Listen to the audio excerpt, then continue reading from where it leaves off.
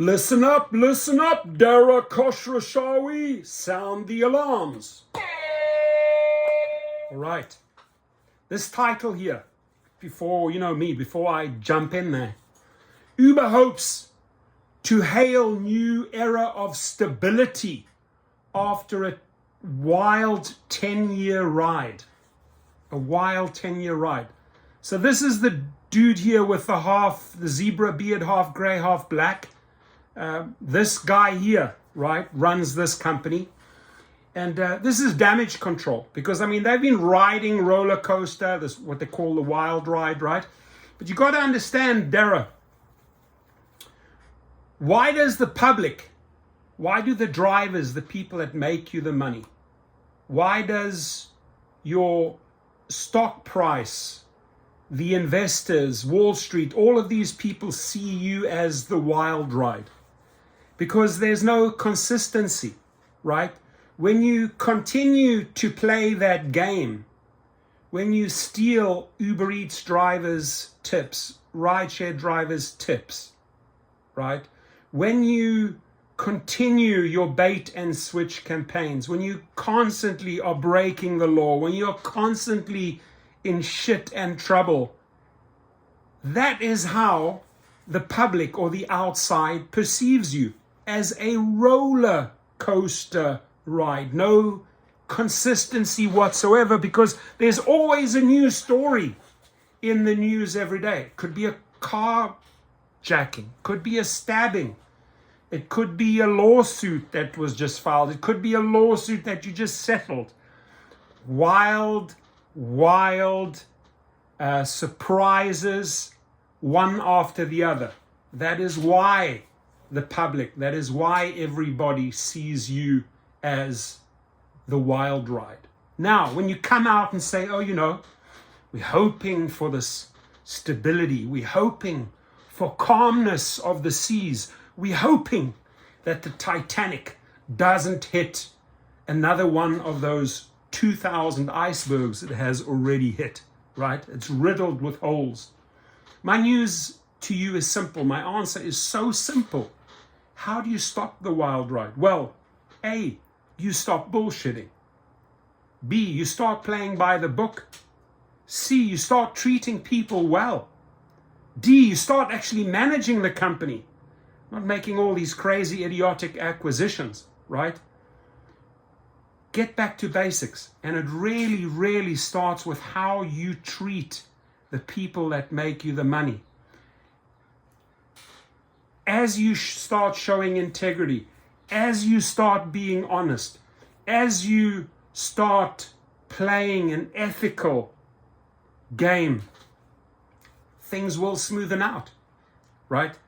But if you want to continue the nonsense and the bait and switching and the conning and the deceiving and the writing of algorithms to screw over millions and millions of people, I do not want you to be surprised that the 10-year wild ride may be a 12-year, 15-year wild ride, unless you change your ways.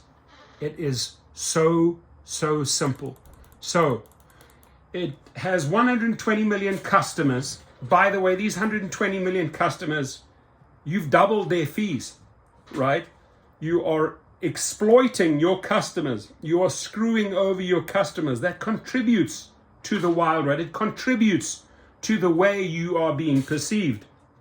It takes 10 billion worth of bookings a month. The money that we bring in to your company, this $10 billion in bookings generated by drivers and riders that you do not know how to take care of, right? And it transpired this year, more or less, had the French president on speed dial doing its bidding. But can Uber turn a profit? The San Francisco-based ride-hailing giant squealed into free cash flow, as it puts it, in the last quarter after racking up $23 billion in losses in its first heady decade or so. On Tuesday, investors will see if it can repeat the trick in its third quarter results. Since its damp squib of a flotation in May 2019, Uber's share price has been on the kind of hair-raising ride you might expect from a desperately inexperienced driver relying on a shaky sat-nav. It hit rock bottom like pretty much all transport stocks when COVID lockdowns first began in 2020. But the past year has seen a steady decline. For many, the simple act of going out and spending is a pre-COVID, pre-crisis habit, and with a scarcity of drivers, rocketing fuel costs, and boring old staff such as employment law weighing on Uber, the kind of loss-leading fares that attracted a generation of users can't be sustained. The only fillip for shareholders came this year around the time of the publication of the Uber Files, a global Guardian-led investigation into the firm's nefarious practices in the past, from secret lobbying to duping police and exploiting protests. The share price surged in July by about 50% as capitalists worldwide marveled at quite how far Uber would once go to bend regulations and get the rear of the top dog in town. Yes, they were the future once, but the days of executives pronouncing about being fucking illegal or that violence guarantees success are past. While Emmanuel Macron is doubtless picking up the phone to text a little less now, Uber was famously a disruptor. Now even that label feels so Liz Truss. Instead, Uber is trying to remodel as the centrist dad of the tech meets mobility world. Chief Executive Dara Khosrowshahi came in vowing to be a better partner to cities and has been pushed into being a better partner for Uber's partners, the drivers whom unions and some judges have said should be classed as employees and paid accordingly. The company's robo-taxi dream has been parked for now, with humans back in favor. In some American cities, Uber has even struck up unlikely alliances with the taxi industry of old, putting, for example, New York's medallion-holding yellow cab drivers on its app. In London, Uber's license was surprisingly renewed without drama this year, as it held out an olive branch to the mayor and applauded green, clean air and EV charging schemes. Even the edgier stuff is played down, while Uber Eats Canada now offers to bring marijuana to users' doors. The company says it has to move, says it is a move that could stymie the criminal market and ensure less drug driving.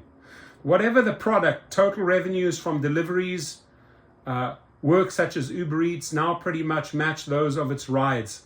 As people adapt to a life spent more at home, freight is a growing patch for Uber, and it has recently launched a new advertising division to capture users at every stage, from booking on the app to the car ride itself. The ads will potentially generate $1 billion annually from 2024, but also smack of slight desperation as market doubts over big tech stocks engulf the company.